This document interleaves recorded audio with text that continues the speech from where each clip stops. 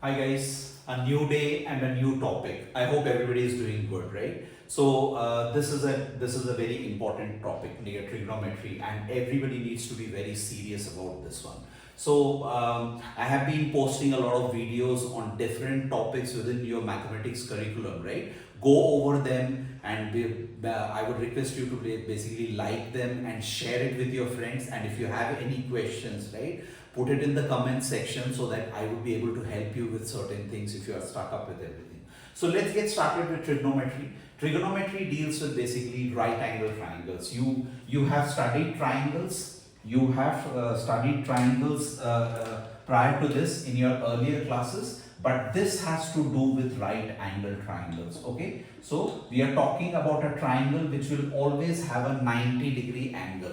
One of the angles in the triangle will be 90-degree angles. Okay, and trigonometry is the study of sides and angles within a triangle. That is where this term comes from. This is a culmination of three words, three Greek words, and it comes from there. So when we talk about sides, right, if you look at it, AB is a side, BC is a side, and AC is a side.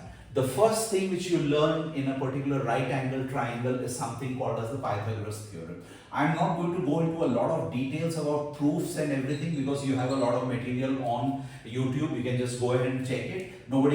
They don't ask normally about proving it, but if you want to learn it, there are already videos. I don't want to duplicate that. Okay. So as per the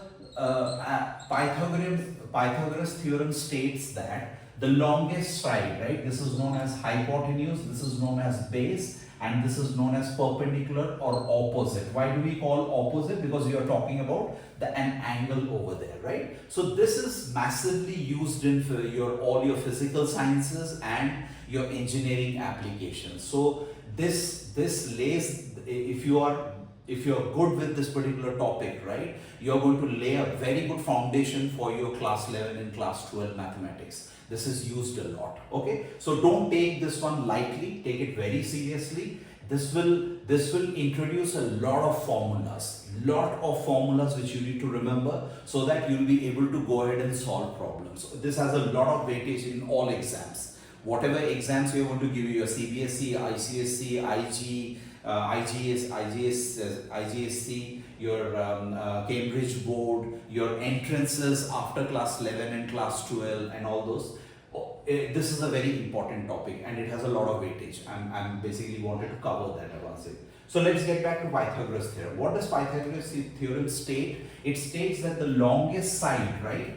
Longest side, the square of the longest side is always equal to the summation of your base plus perpendicular. That is BC square plus AB square. You need to remember this formula for your life because this is going to come very handy when it deals with right angle triangles. Not only in trigonometry, when they throw a problem at you with a right angle triangle, this formula is going to come very handy. So how do you remember this one? The longest side is always the summation of these two. So this is the formula which we are going to use. Okay. Next up, we are going to talk about the ratios, different ratios, right? There are functions. There are close to around 6 functions over here. 6 functions in trigonometry. We start with something called sine. Okay, sine theta. This theta is the angle over here, what we have mentioned. Okay, sine theta, cosine theta, right? We call it as a cos theta. Then you have a tan theta, which is nothing but a tangent. And then you have the complement of these functions. These are 3 functions which we use. Basically, again, I would suggest is that where are they coming from? I would suggest to go ahead and have a look at a video where they are going to explain you about the proof. Basically, what they do is that they use a circle. They use a circle to prove all these, and they come. These ratios come out from that particular circle and a triangle over there. Okay, so now let's go to the other side of it. What are the inverse functions of these? The inverse function means the complementary functions of these. Sine has a complementary function called cosecant. Okay, cosecant theta. Similarly, cosine has a complementary function called secant theta.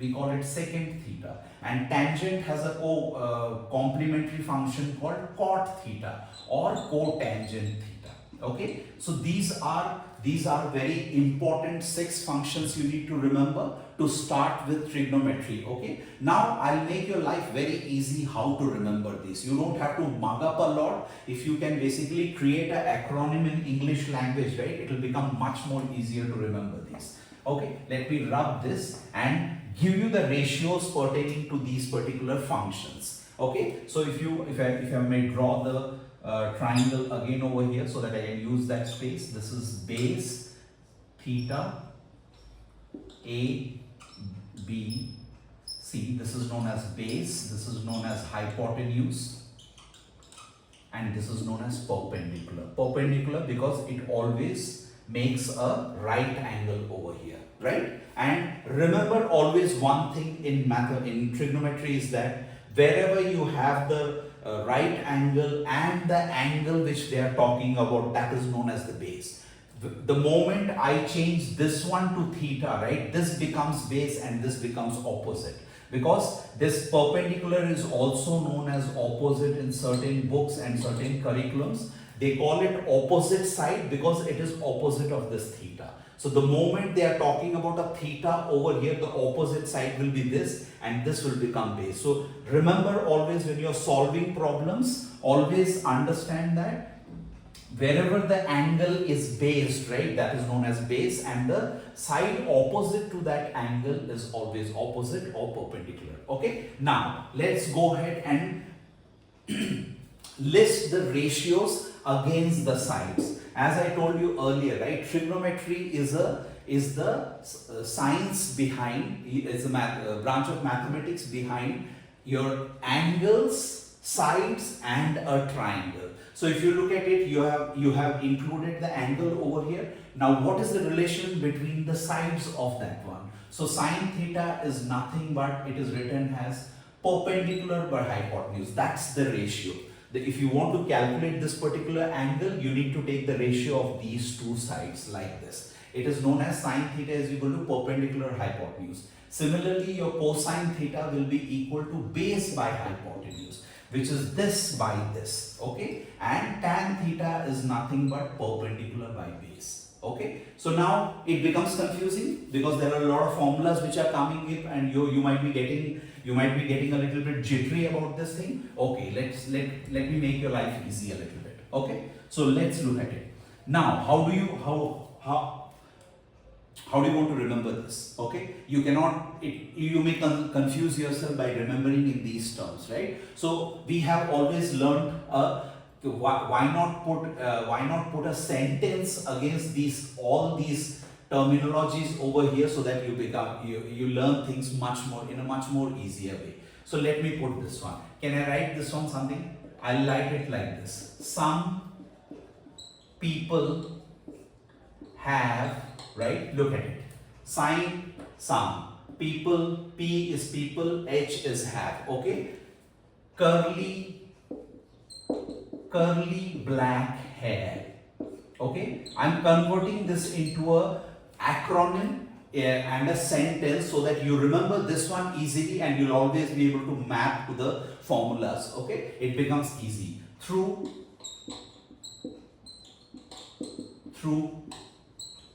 proper brushing. Remember this sentence. Just mug up this sentence. You'll never have problem with these ratios going forward. Some people have curly black hair through proper brushing. Okay, there might be other acronyms there, you might be already used to those, but always remember these kind of things in terms of acronyms like this or a sentence like this, so that your life becomes easy. Okay, so this is how you're going to remember these three. Now let's go back to the complementary angles, which I had earlier written, right? So I told you that there is a complementary angle. What do you mean by complementary? Complementary is nothing but if you have two angles, right, in a triangle, and if the sum is 90 degree, look at it. If I draw the triangle again, right, A, B, C, here, look at it. If one of the triangle is 90, right, what will be the sum of the other two angles A and C? It will be 90. It has to be 90 because The sum of all the three angles should be equal to 180, right? That's why we call it as complementary angles. So now, can I write A is equal to 90 minus C? This is the, now if A, suppose A is 45 degree, right? C will also be 45 degree, right? If A is 30 degree, C will become 60 degree. Similarly, if A is 60, C will become 30. These are known as complementary angles, right? And you know about supplementary angles, where two angles, when you add two angles, it should be equal to 180 degree, right? That is on a line basically. So let's look at the complementary angles of these. So when I say sine theta, right? Sine theta, what is the complementary of that one? That's why it starts with co. It is known as cosecant. Remember always. Co is complementary and it's a secant. So this will become the reverse of this one. H by P. Look at it. It's just the reverse of that. You don't have to remember this one, Maga. If you know these three properly, these three will become very easy because they are just the inverse. Now similarly, cosine. What is the cosine? This is nothing but it is known as a sec. Sec theta. Cosec theta is equal to, this will become H by B. And this will become cotan. Cotan. Cotan is equal to P by B.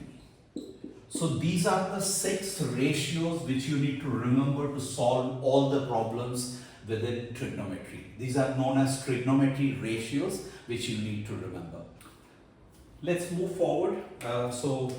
You have learned the functions, right? How they map with each other. Remember, a lot of kids get confused between the the complementary functions, right? Always remember it this way. Sine theta into, basically, not into, I'll say, sine theta, the complement to sine theta is always cosec, remember.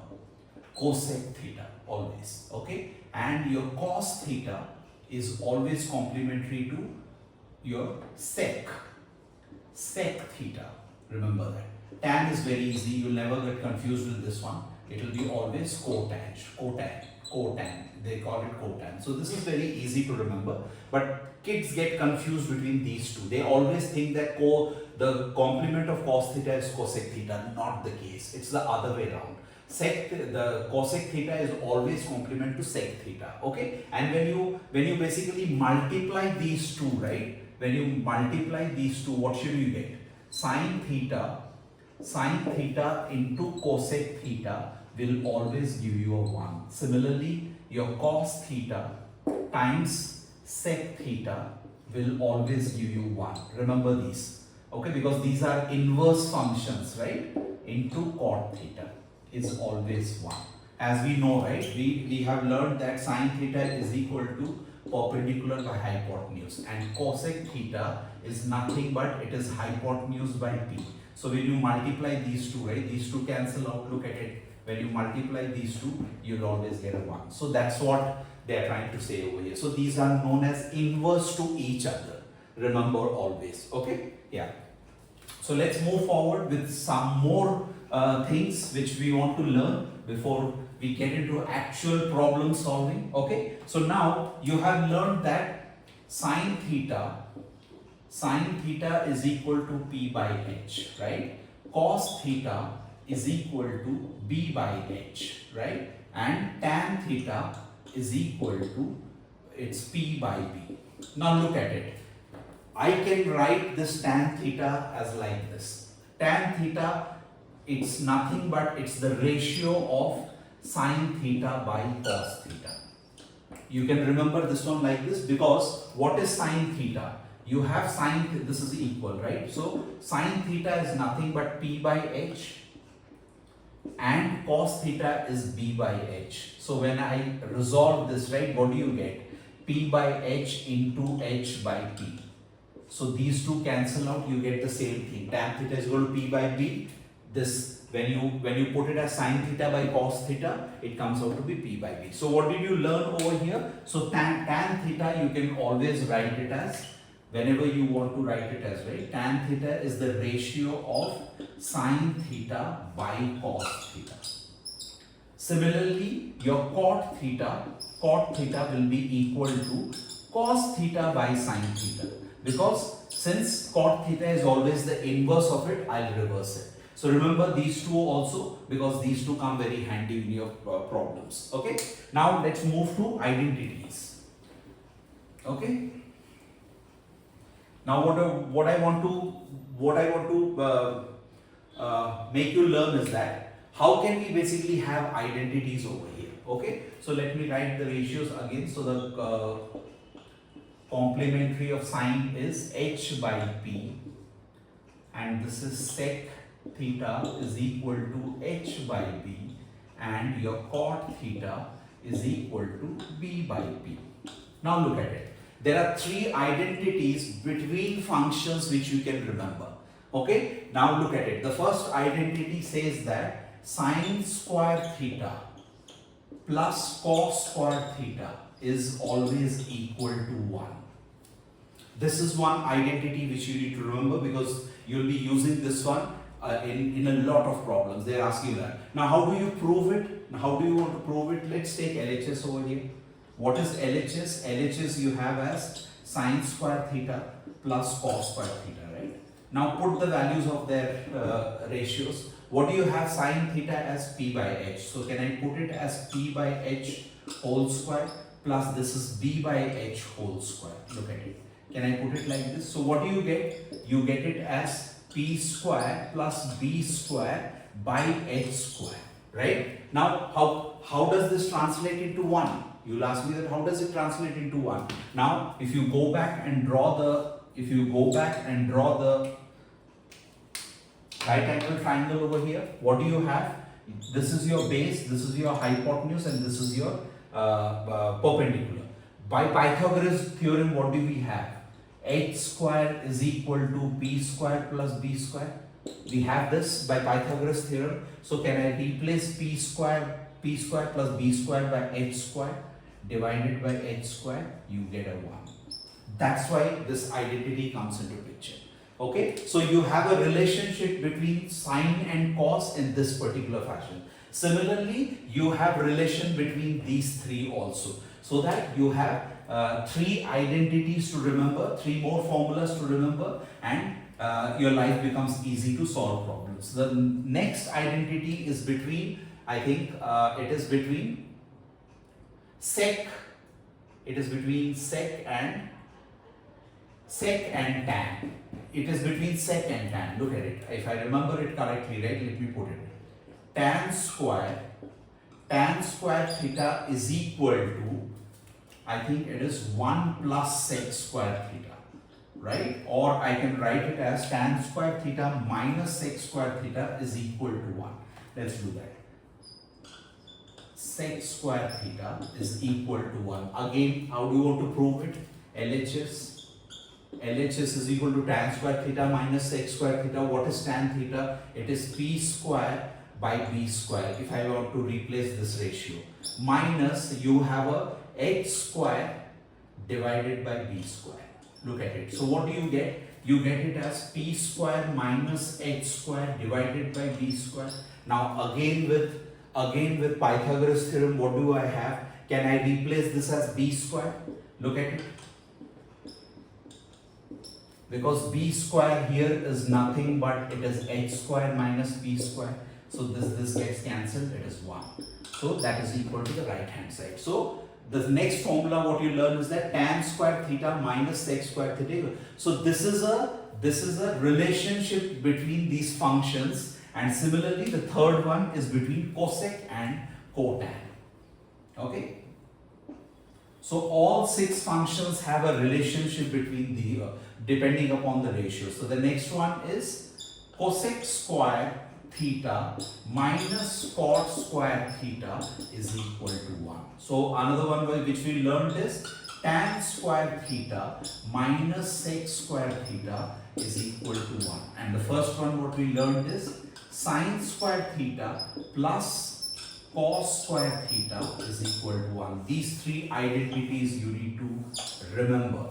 Okay, and if they give you it in a problem, right, you don't have to panic. What you need to do is that just use the ratios, put the values in them and try to get those values. It's always not advisable. As and when you keep doing a lot of problems, right? There you need to do a lot of problems of trigonometry to get accustomed to this particular subject, because there are so many formulas over here. The only way to remember formulas is to do a lot of practice, lot of problems, lot of practice. Then all these formulas will be there in your brain throughout your life, right?